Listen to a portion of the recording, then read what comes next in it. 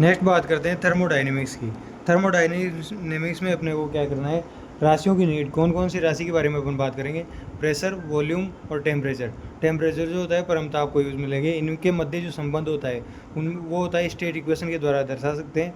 राशियों की जो नीड होती है वो प्रेशर, वॉल्यूम, पीवीटी, इनके मध्य में रिलेशन की बात करेंगे थर्मोडाइनमिक्स में, जो कि स्टेट इक्वेशन के द्वारा दिखाती है। स्टेट इक्वेशन क्या होती है, आइडियल गैस इक्वेशन होती है, that is PV is equal to NRT. PV जो होता है वो ऊर्जा का रूप है, जिसका डायमेंशन होता है M1L2T-2, और एनआरटी गैस कांस्टेंट है, एन आर जो है गैस कांस्टेंट है, ये आर हो गया, ये गैस कांस्टेंट है और इसकी वैल्यू होती है 8.3 जूल पर मोल केल्विन। टेम्परेचर जो होता है केल्विन में यूज लेंगे थर्मोडाइनमिक्स में हमेशा। टी के टी सी प्लस 273 होता है। आइडियल गैस इक्वेशन ये होगी। Van der Waals gas equation, real gas की जो इक्वेशन होती है वो होती है जिसमें पी, ये फैक्टर ऐड हो जाते हैं ए और बी, यानी कि P plus A upon V square multiply by V into V minus B is equal to R T के बराबर होता है वंडरवॉल इक्वेशन के लिए। अब अपन बात करते हैं laws of thermodynamics. Laws of thermodynamics सबसे पहले आता है जीरोथ लॉज ऑफ थर्मोडाइनमिक्स। इसके अनुसार तापीय संतुलन पर बेस्ड है ये। यदि दो सिस्टम में गैस भरी हुई दो सिस्टम किसी तीसरे सिस्टम के साथ तापीय संतुलन में होते हैं, वे परस्पर तापीय संतुलन में होंगे।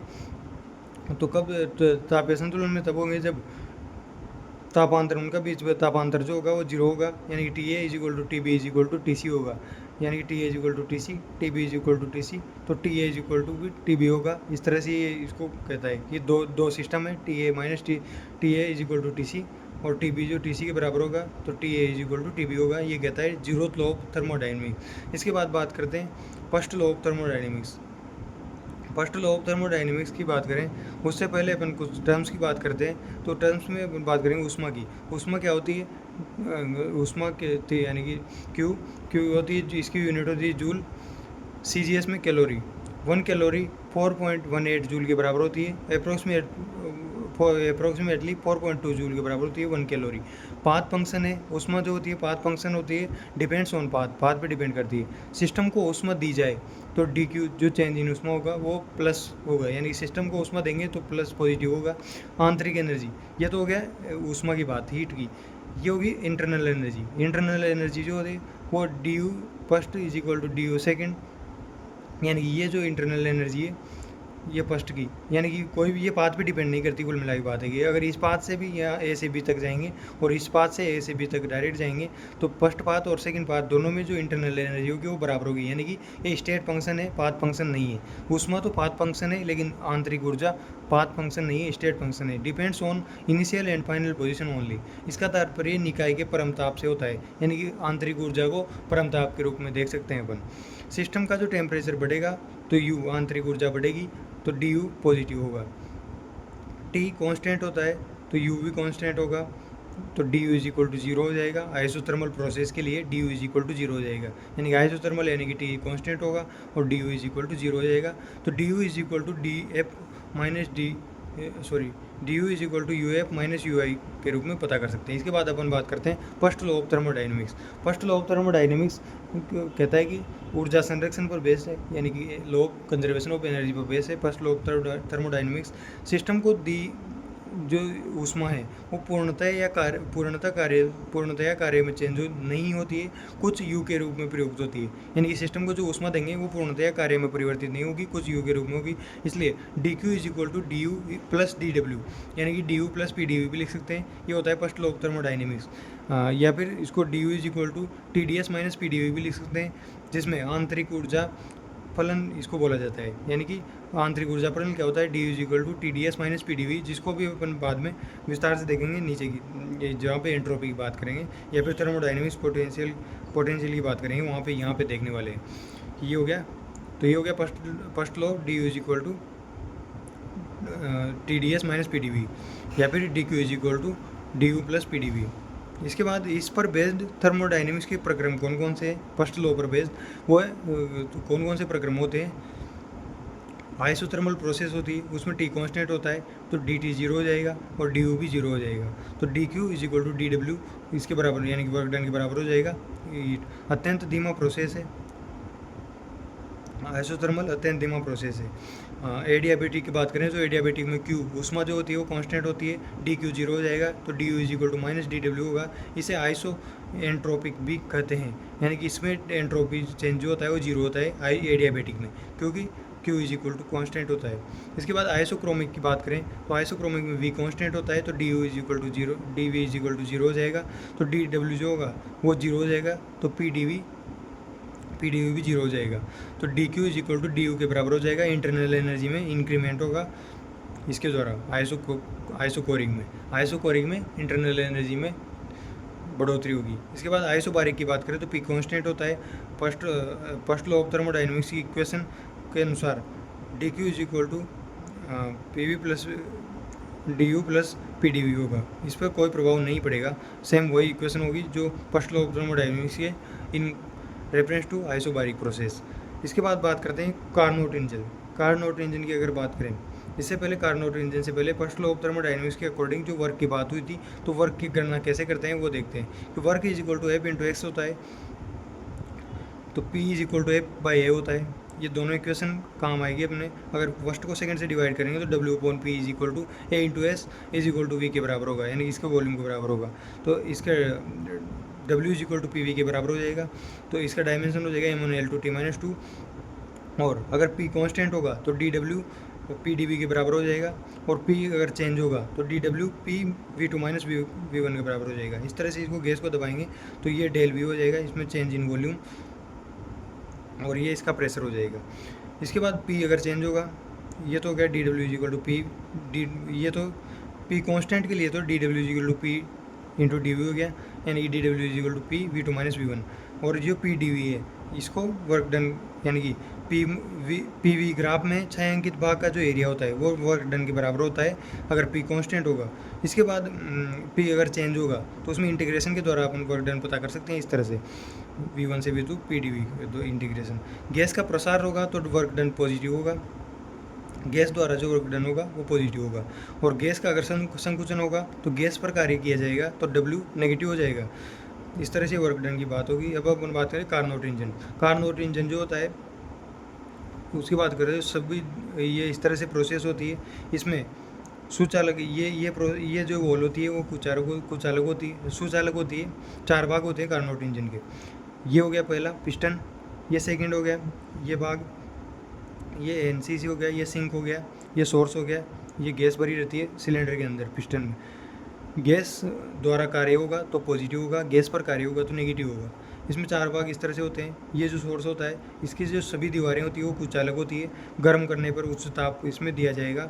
और सुचालक 4 भाग होते हैं। ये सुचालक ऊष्मा पर फैलना, चक्रीय प्रक्रम में ऊष्मा पाकर फैलना, यानी कि इसमें ऊष्मा होगी तो इसमें फैलेगा तो आइसोथर्मल एक्सपांसन होगा। इसके बाद इसको भी बाद में बात करेंगे। ये सिस्टम होता है, 4 प्रोसेस होती है, ये सिलेंडर, पिस्टन, गैस, ये सोर्स से यहाँ उसमें इसमें दी जाएगी एनसीसी, इसमें नेट कार्नोट इंजन की जो भूमिका है वहाँ पे आएगी। ये सिंक है, यहाँ पे T2 होगा, ये कोल्ड होता है, इसमें आइसोथर्मल कॉन्ट्रैक्शन होगा, चक्रीय, इसमें आइसोथर्मल एक्सपांसन होगा, और इसमें एडियाबेटिक एक्सपांसन होगा, इसमें एडियाबेटिक एक्सपांसन होगा। ये हो गया एनसीएस पर एडियाबेटिक कॉन्ट्रैक्शन। इस तरह ये चक्रीय प्रक्रम में क्या होगा, पहले तो आइसोथर्मल एक्सपांसन इस तरह से, फिर आइसोथर्मल एडियाबेटिक एक्सपांसन इस तरह से, फिर आइसोथर्मल कॉन्ट्रैक्शन इस तरह से, और फिर उसके बाद एडियाबेटिक कॉन्ट्रैक्शन इस तरह से। ये हो गया 4 प्रोसेसेस। ये ABCD के बीच होगी, A B C और D, इस तरह से ये प्रोसेसेस होंगी। हाँ, ये गैस का फैलना प्लस माइनस हो ही गया। इसके बाद एडियाबेटिक का जो स्लोप अगर ज़्यादा होगा, स्लोप ज़्यादा तो गामा आइसोथर्मल का स्लोप गामा टाइम्स हो जाएगा, यानी कि एडियाबेटिक का स्लोप ज़्यादा होगा तो गामा टाइम्स इसमें ज़्यादा हो जाएगा। गामा टाइम्स एडियाबेटिक का slope is greater than isothermal का स्लोप। आइसोथर्मल के स्लोप से एडियाबेटिक का स्लोप गामा टाइम्स ज़्यादा बड़ा होता है, ये कहने का मतलब है। इसके बाद आइसोथर्मल एक्सपांसन की बात करें तो उसमें वर्क डन जो होता है that is equal to nRT1 ln V2/V1 के बराबर होता है, और एडियाबेटिक एक्सपांसन में work done NR upon gamma -1 T1 -T2 के बराबर होता है, और आइसोथर्मल कॉन्ट्रैक्शन में वर्क डन यानी कि W3 nRT2 ln V4/V3 होता है, और एडियाबेटिक कॉन्ट्रैक्शन में वर्क डन जो होता है वो NR upon gamma -1 T2 -T1 के बराबर होता है। यहाँ से अपन कह सकते हैं कि जो वर्क डन होगा वो Q1 -Q2 के बराबर होगा। तो इस तरह से Q2 upon Q1 is equal to T2 upon T1 के बराबर हो जाएगा। Q2 upon Q1 is equal to T2 upon T1। यहाँ से बात करें इफिशियंसी की, इफिशियंसी से पहले अपन बात करते हैं कि स्रोत से जो हॉट होता है T1 टेम्परेचर पर, वहाँ से जो Q1 हो गया, Q1 हीट जाएगी इंजन को और Q2 हीट जाएगी सिंक को, और जो शेष बचेगा वो वर्क डन के रूप में Q1 माइनस Q2 हो जाएगा, जो कि इस तरह से वर्क डन हो जाएगा। इफिशियंसी की बात करें, कार्नोट इंजन की इफिशियंसी सदैव 1 से कम होती है, यानी कि efficiency is equal to 1 minus Q2 upon Q1, या फिर 1 माइनस T2 अपॉन T1 भी लिख सकते हैं, क्योंकि कार्नोट इंजन की इफिशियंसी, या फिर T1 minus T2 upon T1। इस तरह से efficiency is proportional to T1 minus T2। पदार्थ गैस कार्यकारी प्रक्रम पर निर्भर नहीं होता है, यानी कि इफिशियंसी पदार्थ या फिर कार्यकारी प्रक्रम पर डिपेंड नहीं करती है। इसके बाद एंट्रोपी की बात करें, एंट्रोपी क्या होती है, डिग्री ऑफ रेंडमनेस एंट्रोपी बोलते हैं। DQ is equal to TDS के बराबर होती है एंट्रोपी, यानी कि ऊष्मा व एंट्रोपी में संबंध क्या होता है, वो है DQ is equal to TDS। DS जो होता है that is equal to DQ by DT, यहाँ से S is equal to integration of DQ by T, and DQ is equal to ML गुप्त, जहाँ पे ये ML गुप्त ऊष्मा है, ये इसकी मात्रा होगी। पानी क्या जो होता है, पानी बर्फ़ का जल जब होता है, बर्फ़ से जल बनता है तो 80 कैलोरी इसकी लेटेंट हीट होती है, बर्फ़ जल की 80 कैलोरी, और जल से बर्फ़ भाप बनेगा, यानी कि बर्फ़ से जल बनेगा तो 80 कैलोरी लेटेंट हीट, और पानी से यानी कि जल से अगर भाप बनेगी तो 540 डिग्री सेल्सियस पर 540 कैलोरी इसकी लेटेंट हीट होती है। इसके बाद अपन बात करते हैं थर्मोडाइनमिकल पोटेंशियल क्या होता है। इसमें आंतरिक ऊर्जा, हेल्महोल्ट्ज़ ऊर्जा यानी कि आंतरिक ऊर्जा को U से, हेल्महोल्ट्ज़ ऊर्जा को F से, एंथैल्पी ऊर्जा को H से, और गिब्स एनर्जी को G से रिप्रेजेंट करते हैं। इनके बारे में जो इंटरचेंज होगा वही आइसोथर्मल पोटेंशियल में अपन डिस्कस करने वाले हैं। सबसे पहले अपन बात करेंगे इस तरह से, ये 4 उदाहरण है, इसमें U UP है G, UF HG, इसमें इधर से इधर जाएंगे तो माइनस TS हो जाएगा, यानी कि इधर से इधर चलेंगे लेफ्ट से राइट तो माइनस TS हो जाएगा, और अप टू डाउन चलेंगे तो प्लस PV हो जाएगा। इस तरह से अभी इसमें 16 इक्वेशन बनाने वाले हैं अपन इसको लेकर, जैसे कि F जो होगा that is equal to U minus TS हो जाएगा, यहाँ G जो होगा वो F प्लस PV, यानी कि इधर से इधर F प्लस PV हो जाएगा, G U माइनस TS हो जाएगा plus PV, U plus PV, ये तो H हो गया, इसमें से माइनस TS कर देंगे तो G अपने को प्राप्त हो जाएगा। इस तरह से 16 इक्वेशन इसमें बना सकते हैं, यानी कि 2 बातें याद रखनी है। एक तो ये स्ट्रक्चर इसकी UFHG, इसमें इधर जाएंगे तो माइनस TS होगा, इधर जाएंगे तो प्लस PV होगा। H इज इक्वल टू, यहाँ से H is equal to U plus PV भी बोल सकते हैं, ये जो भी है। इस तरह से आगे बात करें तो आगे में क्या होगा, ये सेकेंड SV, ये TV, SP, ये TP, SV TV SPTP क्या है वो देखते हैं। ये SVTV और SPTP जो है वो फर्स्ट लॉ ऑफ इक्वेशन जो बनाएंगे अपन, फर्स्ट लॉ ऑफ थर्मोडायनेमिक्स की इक्वेशन, उसमें यहाँ पे ये इस तरह से काम आएगी, यानी कि U के साथ SV आएगा, F के साथ TV आएगा, और H के साथ SP आएगा, और G के साथ TP आएगा। इस तरह से ये याद करने के लिए कर सकते हैं, लेकिन इक्वेशन इस तरह से बनेगी। तो इक्वेशन कैसे बनाएंगे अब वो देखते हैं। तो यहाँ पे DU is equal to TDS minus PDV हो जाएगा, DU is equal to TDS minus PDV हो जाएगा, जो कि फर्स्ट लॉ ऑफ थर्मोडायनेमिक्स की इक्वेशन है। इसके बाद इससे इस फर्स्ट इक्वेशन से यहाँ से शुरू करेंगे, यहाँ से शुरू करने के बाद अपन क्या करेंगे, यानी कि ये जो फर्स्ट इक्वेशन है इसमें U तो आएगा सही, that is equal to S और V के फंक्शन होंगे। इस तरह से U क्या होगा, S और V का फंक्शन होता है U, F क्या होता है, T और V का फंक्शन होता है, यानी कि DF is equal to minus of SDT minus PDV हो जाएगा, minus of SDT minus PDV हो जाएगा, ये हो जाएगा F, यानी कि DF is equal to minus SDT minus PDV। यहाँ से नीचे की बात करें तो H जो फंक्शन होगा वो SP का होगा, यानी कि DH is equal to TDS plus VDP हो जाएगा, DH is equal to TDS plus VDP, नीचे आएंगे तो प्लस हो जाएगा। इसके बाद यहाँ से यहाँ G की बात करें तो G T और P का फंक्शन होगा, यानी कि DG is equal to minus of SDT plus VDP हो जाएगा। इस तरह से T और P का फंक्शन हो गया G, DG is equal to minus SDT plus VDP। इस तरह से ये 4 इक्वेशन अपने पास आ गई। इसके बाद अपन बात करते हैं अगली 4 इक्वेशन कौन कौन सी बनेगी, यानी कि V जो है, U जो है वो किसका फंक्शन था, S और V का फंक्शन था, तो DU is equal to TDS minus PDV हो गया। यहाँ से अपन इसको डिराइव करेंगे तो U S और V का फंक्शन था, और इससे डिराइव करेंगे तो D U is equal to T D S, यानी कि अब यहाँ पे क्या करेंगे अपन, किसी एक चीज़ को कांस्टेंट रख लेंगे, यानी कि v को अगर कांस्टेंट रखेंगे तो D U is equal to T D S हो जाएगा, और यहाँ से D U del U by del S T के बराबर आ जाएगा, del U by D S del S T के बराबर आ जाएगा। और अगर u इसको क्या नाम से s को कांस्टेंट रखेंगे तो D U is equal to minus P D V हो जाएगा। एक चीज़ को कांस्टेंट रखने पर एक को कांस्टेंट रखेंगे, एक को नहीं रखेंगे, इसलिए इससे दो इक्वेशन और डिराइव करेंगे अपन इस रिलेशन के द्वारा। तो यहाँ पे ये रिलेशन था, वी यू जो था एस वी का फंक्शन था, और ये इस तरह से इक्वेशन थी। इसमें यू एस वी का फंक्शन था, उसमें से वी को कांस्टेंट किया तो D U equal to del U is equal to T D S के बराबर हो गया, जिसको del U by del S बराबर टी आ गया। इसके बाद डेल यू इसमें एस कांस्टेंट कर दिया तो del U is equal to minus P D V के बराबर हो गया।